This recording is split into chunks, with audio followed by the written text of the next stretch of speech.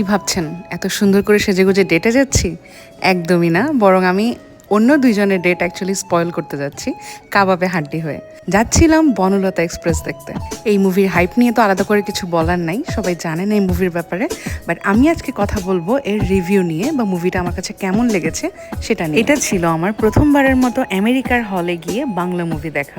By the way, আমি যাদের মধ্যে কাবাবে হাড্ডি হয়েছিলাম তারা হচ্ছেন এই দুইজন। জোকস অ্যাপার্ট, নিকন ভাইকে অনেক বেশি ধন্যবাদ এই ব্যাপারটা অ্যারেঞ্জ করার জন্য, না হলে আমার কখনোই যাওয়া হতো না এবং এত তাড়াতাড়ি বনলতা এক্সপ্রেস দেখাও হতো না। আমরা ধরেছিলাম 6:45 শো। হল মোটামুটি বলতে গেলে ফাঁকাই ছিল, তবে এই বিদেশ বিভুঁইয়ে আরও 7-8 জনকে যে বাংলা মুভি দেখতে দেখেছি হলে ঢুকে, এটাই অনেক বড় একটা ব্যাপার এবং এই মুভিটা এটা ডিজার্ভ করে।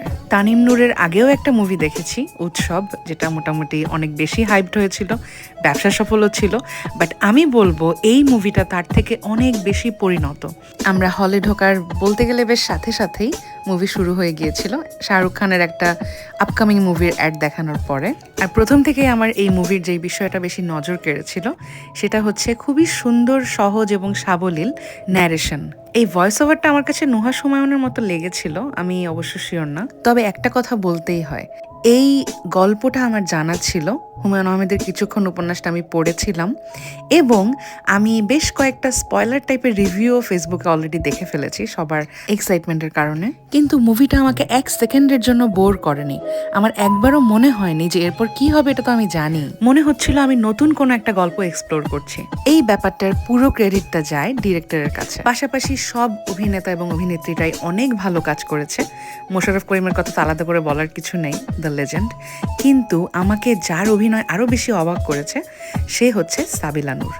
মানে আমি ওর থেকে এত সুন্দর, এত প্রোফাউন্ড কাজ আসলে কখনো আশা করিনি।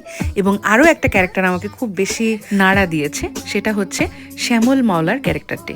পাশাপাশি চঞ্চল চৌধুরী, বাঁধন, এরাও অনেক ভালো অ্যাক্টিং করেছেন। শরীফুল রাজও খুব একটা খারাপ অ্যাক্টিং করেননি, তবে তার অভিনয়টা বাকিদের তুলনায় একটুখানি দুর্বল ছিল। কোনো স্পয়লার আমি দিতে চাই না, বাট শুধু এটুকু বলবো যে হুমায়ুন আহমেদের কোনো নাটক বা উপন্যাসের এত সুন্দর বাস্তব রূপ আমার মনে হয় তিনি নিজেও দিতে পারেননি। 2.5 ঘন্টা কোন দিক দিয়ে কেটে গিয়েছে আমরা আসলে বুঝতেই পারিনি এবং ঘুমানোর আগ পর্যন্ত এই মুভিটার রেশ আমাদের মধ্যে রয়ে গিয়েছিল। যাই হোক, তো এই ছিল আমার সংক্ষিপ্ত রিভিউ বনলতা এক্সপ্রেসের। আমি কিছুই বুঝাতে পারিনি, কিছুই বলতে পারিনি, কিন্তু আমি হাইলি রেকমেন্ড করব যে আপনারা সবাই এই মুভিটা দেখবেন এবং কথা দিচ্ছি আপনারা নিরাশ হবেন না। আপাতত বিদায়, আমরা একটু বার্গার খেয়ে নেই।